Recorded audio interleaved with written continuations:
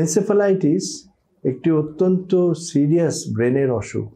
সেটা হচ্ছে যেমন বডিতে ইনফেকশন আসে বিভিন্ন জায়গায়, তেমনি ব্রেনের ইনফেকশন। এবং এনসেফালাইটিস ইনফেকশনটা বহু কারণে হয়।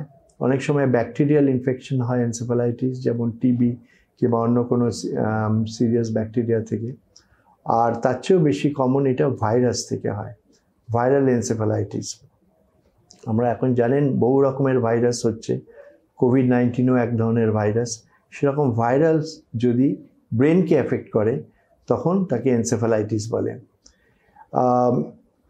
কিছু কমন ভাইরাস যেগুলো ব্রেনকে এফেক্ট করে তার মধ্যে হার্পিস সিমপ্লেক্স ভাইরাস একটা, জাপানিজ বি ভাইরাস এক ধরনের, ডেঙ্গি ভাইরাস ইনভলভ করতে পারে।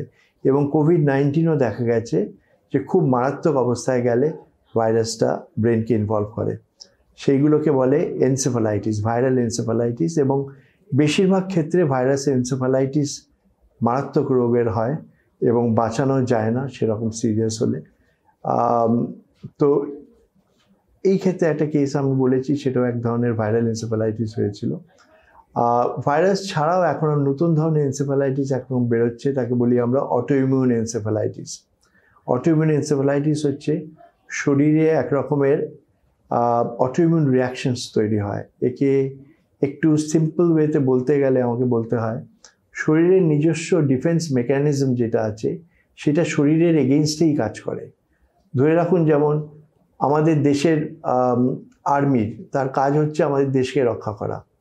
সেখানে সেই আর্মি যদি আমাদের নিজেদের গভর্নমেন্টের এগেইনস্টে কাজ করে তাকে আমরা বলি যে ইটস এ অটোইমিউন ডিজিজ। সেই রকম বডির মধ্যে যদি হয়, সে অটোইমিউন অবস্থায়ও এনসেফালাইটিস হতে পারে, সেটাকে অটোইমিউন এনসেফালাইটিস। এবং সেগুলো আবার বিভিন্ন প্রকারের আছে এবং তাদের চিকিৎসার পদ্ধতি আছে। তো এনসেফালাইটিস রোগটা মনে রাখবেন, এনসেফালাইটিস হলেই জিনিসটাকে খুব একটা ক্রিটিক্যাল অসুখ হিসাবে আমাদের মাথায় রাখতে হবে।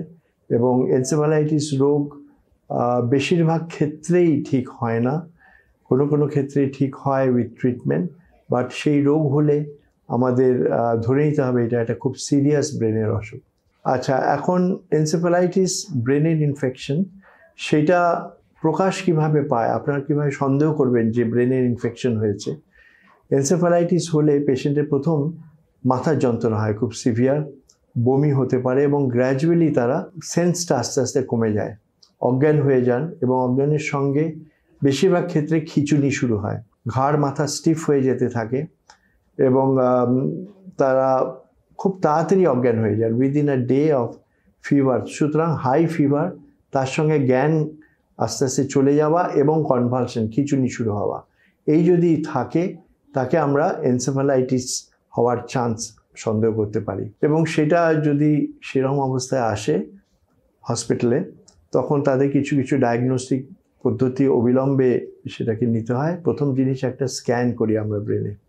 সিটি স্ক্যান এই ক্ষেত্রে খুব একটা হেল্পফুল হয় না, সেখানে এমআরআই স্ক্যান ব্রেনে করতে হয়। এবং এমআরআই স্ক্যানে অনেক সময় ক্লু পাওয়া যায় কী ধরনের এনসেফালাইটিস হয়েছে। এবং এমআরআই স্ক্যান যে সবসময় কিছু একটা ডেফিনিট ক্লু পাওয়া যায় তার নয়। তারপরে আমরা পিঠ থেকে জল বার করি, সেটাকে লাম্বার পাংচার বলে। এবং লাম্বার পাংচারের থ্রু দিয়ে আমরা টেস্ট করি দেখি এটা কী ধরনের এনসেফালাইটিস হয়েছে, ব্যাকটেরিয়াল এনসেফালাইটিস না ভাইরাল এনসেফালাইটিস। শুধু এনসেফালাইটিসের সাথে ব্রেনের উপরে একটা চাদর থাকে, তাকে আমরা বলি মেনিনজেস, এবং সেই চাদরটাও ইনফ্লেমড হয়ে যায়, ইনফেক্টেড হয়ে যায়। সেই জন্য পুরো কথাটা হয় মেনিনজো এনসেফালাইটিস। তো সেই পিঠ থেকে জল বার করে আমরা সেটা দেখতে পারি যে কী ধরনের এনসেফালাইটিস হয়েছে।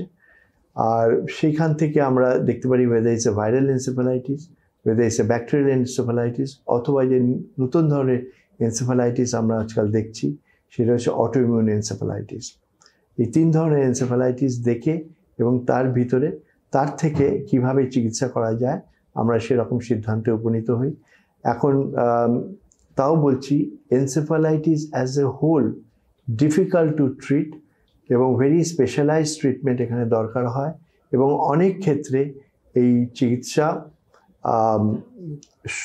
সফল হয় না পেশেন্ট বাঁচাতে, কোনো কোনো ক্ষেত্রে এটা সফল হয়।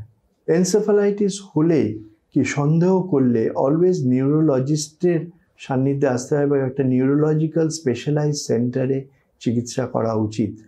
কারণ এটা খুব কমপ্লিকেটেড ব্রেনের অসুখ, এবং এর জন্য যা যা আমাদের লজিস্টিক ফেসিলিটিস দরকার সেটা ডায়াগনোসিস করার জন্য, সেটা একটা কম্প্রিহেন্সিভ নিউরোলজিক্যাল কেয়ার সেন্টারেই সম্ভব, এবং সেখানে নিয়ে আসা উচিত।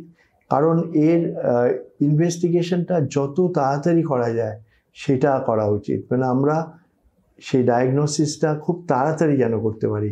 পেশেন্টের এমন একটা সেন্টারে আনা উচিত যেখানে এমআরআই স্ক্যান আছে সেই সেন্টারে, এবং লাম্বার পাংচারের পরে যেসব টেস্ট করা দরকার তার ফেসিলিটিগুলো আছে।